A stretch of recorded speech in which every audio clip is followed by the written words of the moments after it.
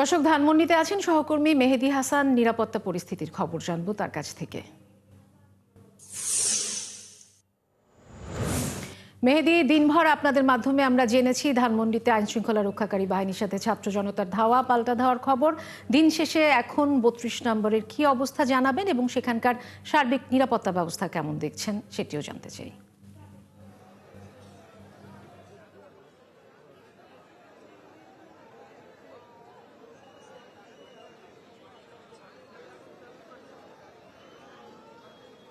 বুশরা, এই মুহূর্তে আমি আছি ধান ৩২ থেকে, যেটা মোড়টা, সেই মোড়ে দাঁড়িয়ে আছি এবং আপনি আমার পিছনে শুনতে পাচ্ছেন ছাত্র জনতা কিন্তু স্লোগানে মুখরিত করে রেখেছে যে এই ফ্যাসিবাদের যে শেষ নিশানা ধানমন্ডি ৩২ নম্বরে শেখ মুজিবুর রহমানের যে বাড়িটি আছে সেটি কিন্তু যে কয়েক ধাপে ধ্বংস করা হয়েছে, এখন যে শেষ ধ্বংসাবশেষ আছে সেটা ধ্বংস করে পুরোপুরি মাটির সাথে মিশে দিতে তাদের এখন এই স্লোগানে তারা মুখরিত করে রেখেছে পেছনে। এবং তাদের এখন একমাত্র দাবি যে আজকের মধ্যেই তারা, আজ রাতেই তারা এটা ভেঙে গুড়িয়ে দিবে মাটির সাথে।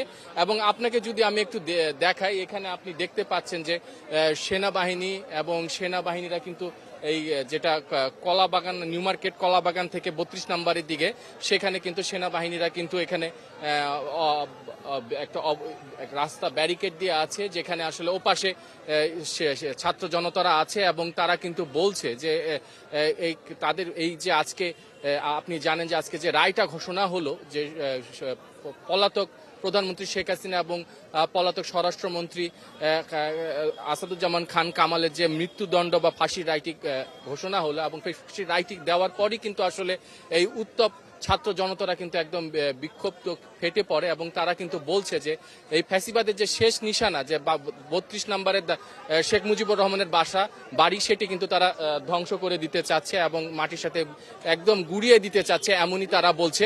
আমরা যদি তাদের সাথে একটু কথা বলতে চাই, তাদের আসলে যে এখন প্রধান দাবিগুলো, এখন আপনারা যে দাঁড়িয়ে আছেন এখানে আপনাদের এখন সর্বশেষ, আমরা সকাল থেকে দাঁড়িয়ে আছি ৩২ শেখ হাসিনা রায়ের পরে আমরা ৩২ ভেঙতে যাবো, আমরা সকাল থেকে দাবি, কিন্তু জানি না এই শেখ হাসিনার দালালেরা, তাদের দূষণেরা এই সেনাবাহিনীদেরকে আমাদের মুখোমুখি দাঁড়িয়ে করে দিচ্ছে। পুলিশ দিয়ে আমাদের উপরে অত্যাচার করতেছে, টিএসএল নিক্ষেপ করতেছে, গুলি করতেছে। এখনো কেন ফ্যাসিবাদের দালালেরা আমাদের উপর আক্রমণ করবে? আমরা জানতে চাই। দর্শক, ধানমন্ডি ৩২ নম্বর এলাকার খবর জানাচ্ছিলেন আমাদের সহকর্মী মেহেদী হাসান।